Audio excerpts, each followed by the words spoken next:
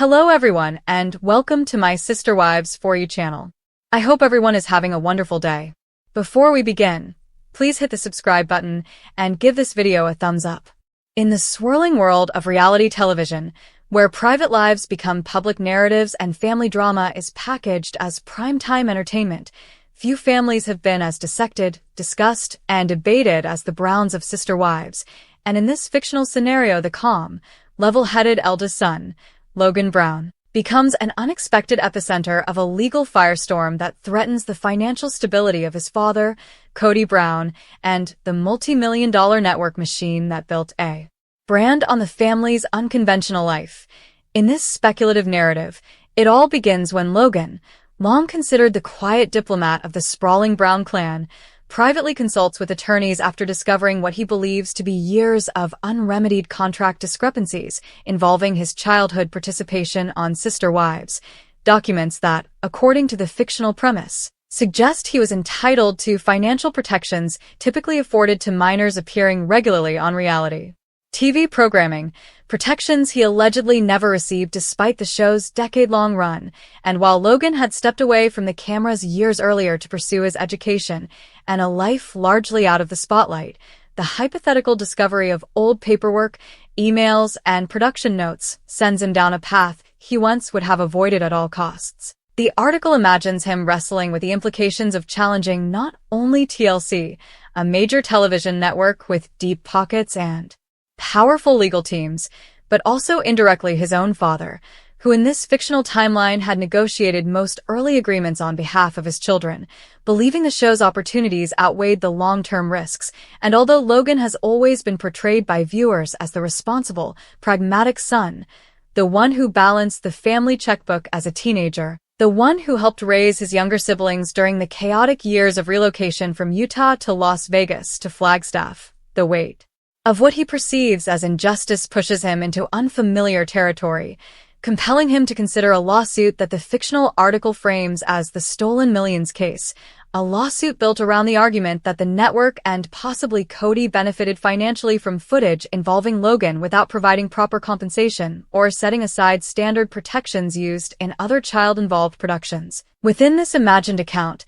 early whispers of the controversy leak to online gossip sites, igniting a frenzy among Sister Wives fans who speculate on family fractures and financial desperation, though in truth, Logan's motivations in this fictional scenario stem not from revenge or financial greed, but from a sense of principle, a desire to shed light on how reality show families, particularly polygamous ones navigating legal ambiguity, may have been taken advantage of during television's unscripted boom. Meanwhile, the fictional Kody Brown is portrayed as blindsided, initially dismissing the rumors as exaggerated clickbait until an official letter from Logan's attorneys arrives, and it is here the article paints a vivid picture of Kody pacing across his Flagstaff property, hair wild in the Arizona wind, muttering about betrayal and misunderstanding, alternately furious and heartbroken, because regardless of the legal technicalities, this is his son, his firstborn, the son he bragged about in early episodes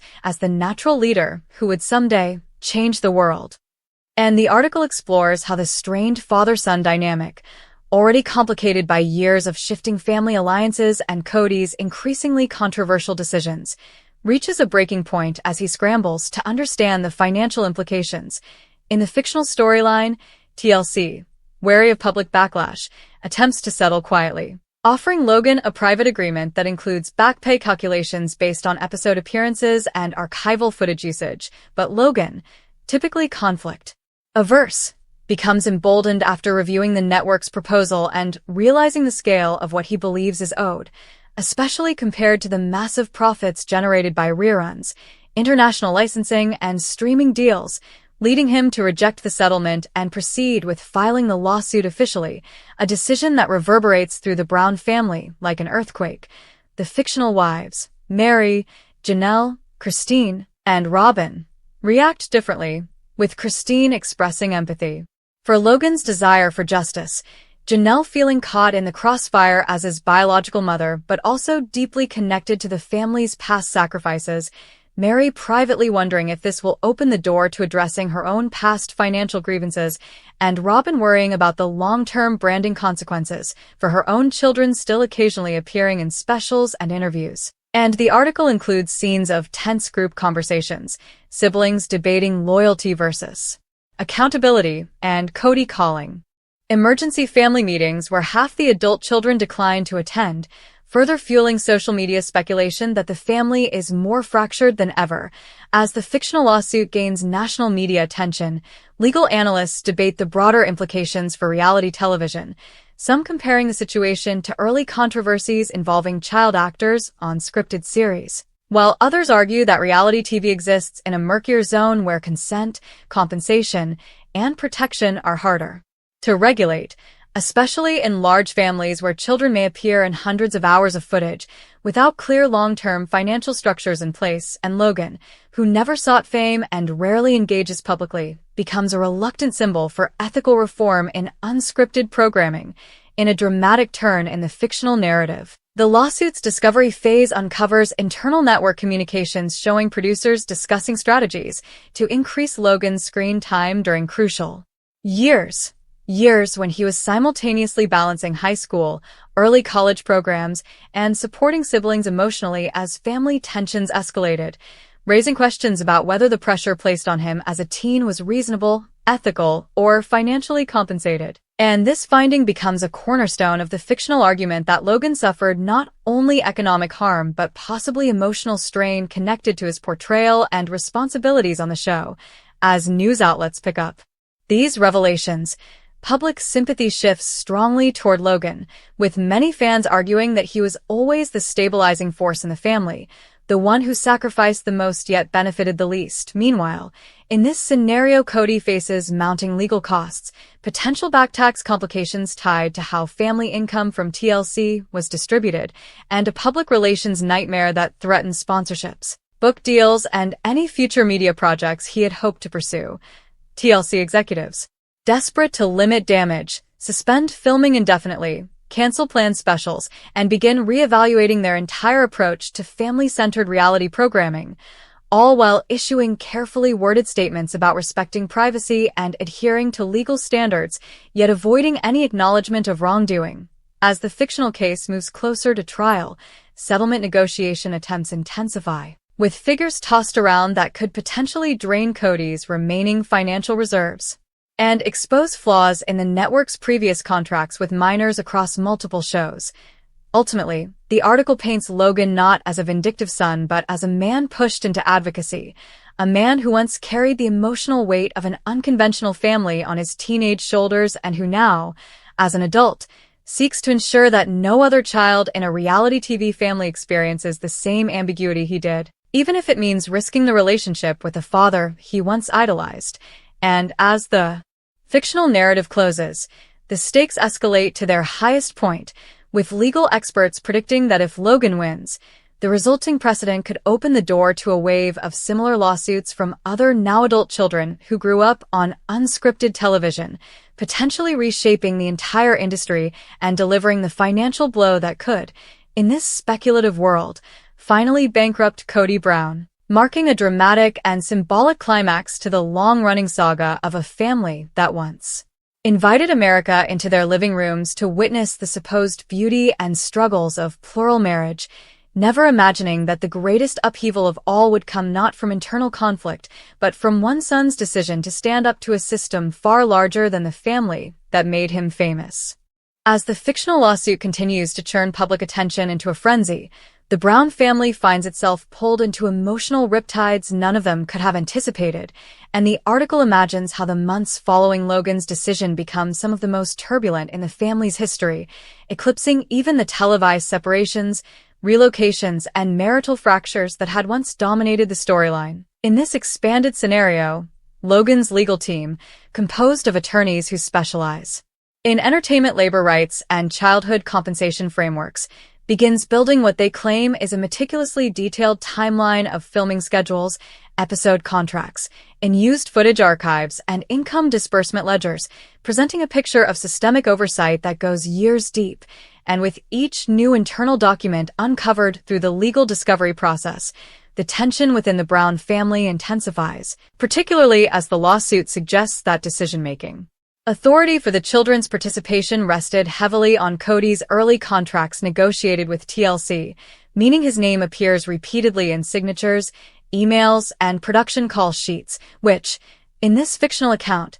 Logan finds both validating and devastating because as much as he wants accountability, a part of him still yearns for a father-son relationship free of resentment and legal barriers. Meanwhile, the fictional TLC executives, alarmed by what could become a landmark case for unscripted television, initiate their own internal review, bringing in consultants to analyze the risks of similar claims emerging from other long-running shows involving minors, and while they privately fear the legal ramifications, they are equally concerned about the optics, how viewers might interpret the idea that a network built on family-friendly content potentially mishandled the financial well-being of children on one of their flagship series. As the pressure mounts, social media becomes a battleground.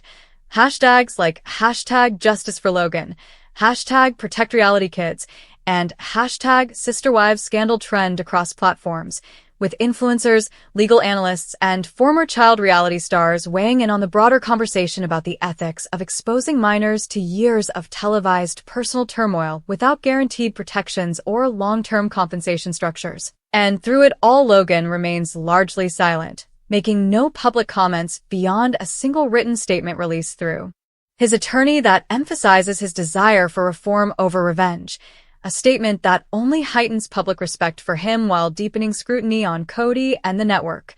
In the fictional retelling, Kody's financial anxieties worsen when forensic accountants begin combing through historical earnings to determine whether funds allocated for the children were mixed with household expenses or used to pay off debts associated with the family's multiple relocations. And although the article makes no claim of wrongdoing, it describes the emotional strain Kody faces knowing the court may dissect every financial decision he made over the past decade, exposing him to both legal and public judgment.